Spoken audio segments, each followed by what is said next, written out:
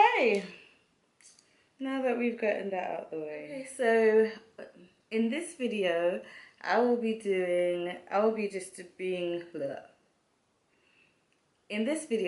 reviewing the BBC One Extra documentary Gangs, Drill and Prayer.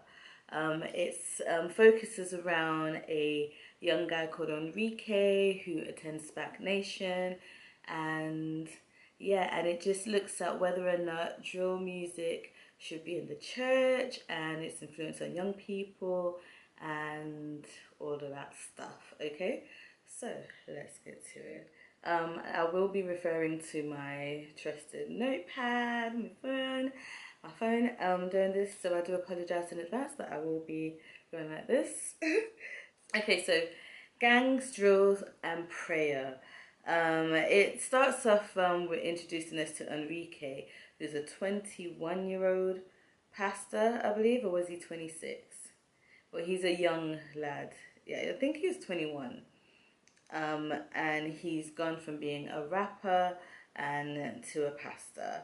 The discussion is around whether you can have holy bars over drill beats. Now, drill music has been in the media lately for a lot of negativity.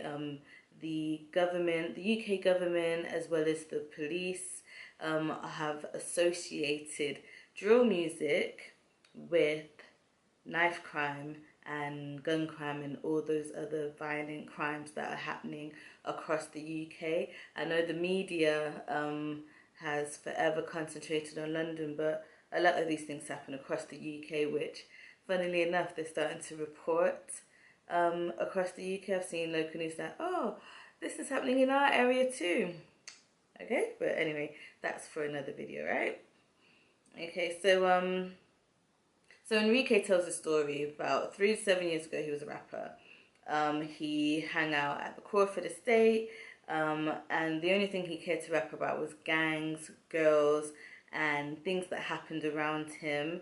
A friend of his died in front of him, and so these are the things that are reflected in the music that he and many others of his friends that they put in music, which is fair enough, you know, because it's he reflected to say that poverty and violence,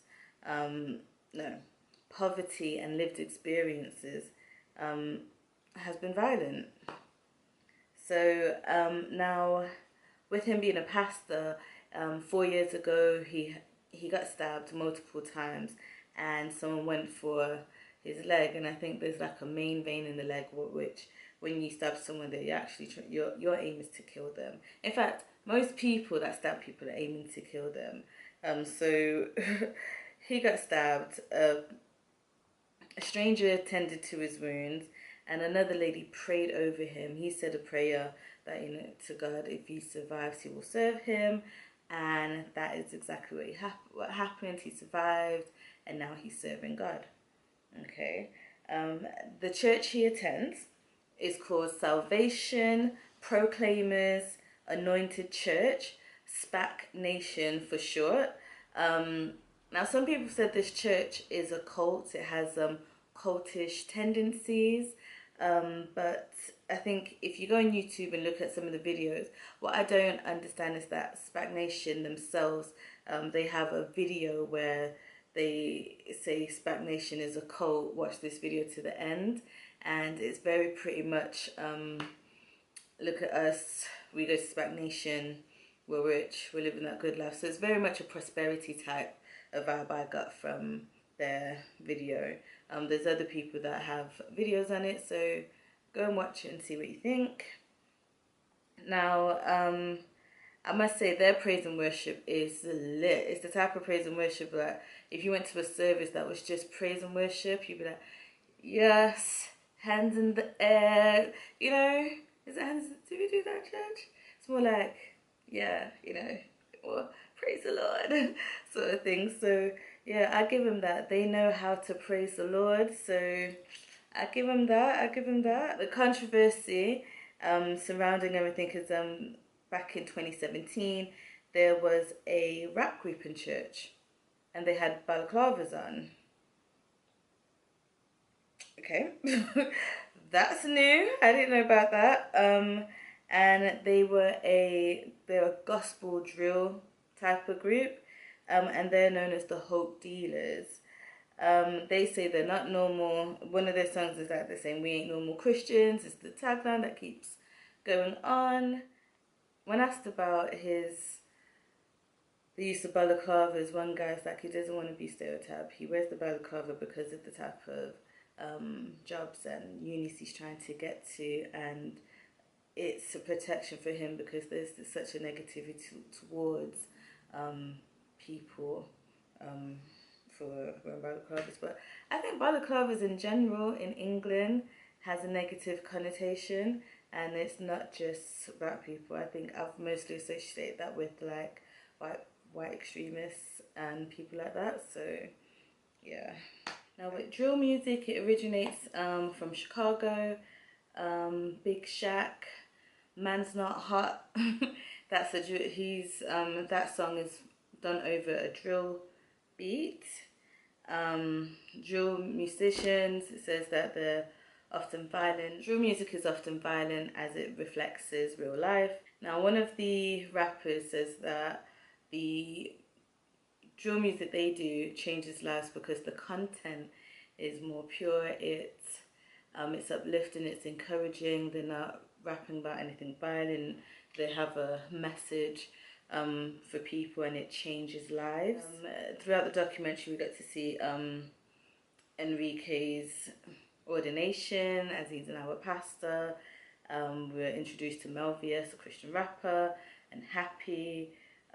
We see studio sessions beginning with prayer, and then this hardcore drill music comes on, and that's what they're doing. Stormzy's Blinded by Your Faith. That's a more recent popular drill song that's crossed over mainstream with a positive message. Enrique, he's part of a group, Youth Revival, and they go to unis and they put on sessions where they encourage people to come to Christ, which was really good. I'm telling you, young Christians, when you're young in the faith, you are full of zeal. So yeah, I'm all happy for it. Now, interesting enough, what I noticed with SPAC Nation, they're quite young. They do have the senior pastor, he's up in age, but the majority of people that I see representing SPAC Nation are quite young, and it just makes me wonder, okay, so if the bulk of the congregation are quite young, who are they looking to for leadership? And some people say, oh, you don't need leadership, but I think when it comes to faith, I think people benefit from people who've been long in the faith, down to the ones who are young in the faith. And elders do make a difference, as they do in everyday life. Now, they spoke to Prophet Femi Adeyele, and he talked about how many of these redeemed churches, they will have a service where they're just stuck on one verse, and they will just do a whole hour, 2 hours, over and over again. And it's the whole aim is about keeping people happy, but there's not much substance else, because when people fall on hard times or things are not the way they should be, there's nothing for them to fall back onto because they've just been fed with happiness. That's the sort of gist that I'm getting, and they've not had their foundations secured. Okay. One thing he quoted was that the spirituality is being lost. Interestingly enough, Enrique was given a Mercedes by his pastor. I don't know many pastors that give their youth pastors or their new ministers and that Mercedes, which begs the question, if he's given one person Mercedes, is he giving the whole congregation Mercedes, or is it just for the ministers and pastors? Because then when Enrique talks about it, he says, oh, when you serve God, God blesses you, which is prosperity gospel, okay? It's a prosperity gospel. It's not Bible. It's it does say God will bless you, but it says seek the kingdom first and all these things will be added unto you. So with the pastor giving him a brand new Merc, is he, I don't know. Do you get what I'm trying to say? I mean, had he not received the Merc, would he still be like, yeah, God's blessing me.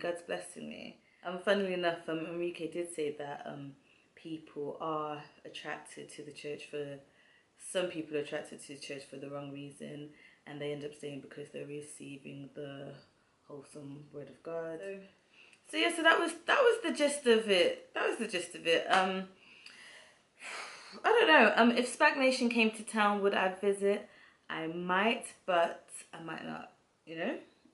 I want to go to a church where like it draws out, but it's a bit, I haven't been to a fire and brimstone church in a long time. Maybe I need to go to one of those churches, but I don't know. I think I have no problem with anyone doing any sort of musical genre for gospel, because I think the gospel message has to be out there and it has to reach the people it needs to reach. There's no point of it staying in the church walls, because the people in the church walls, they're already receptive to it, they already come to hear it. But the people on the outside, they may want to hear it but don't know how to access it, and some just generally don't know. So I do think it's a good thing that different genres of music are tapping into the gospel message. However, I do think that if it's with drill gospel, does it need to sound violent? I don't think that drill gospel should sound violent. If you can have a drill beat and not sound violent. Is that when Erica Campbell did trap gospel, people were looking out on her, but the message, I don't know, it just didn't sound like the other drill stuff. I mean, the other trap rap stuff out there. So yeah, that's just what I think. But it's a good documentary. If you haven't watched it, I'll link it below, and I do encourage you to go and watch it and let me know what you think. And do you go to SPAC Nation? What do you think of them? And yeah, I mean, how does your church get down? I know my church, we get down when it's time to praise and worship, and yeah. But anyway, thanks for watching, and I'll speak to you later.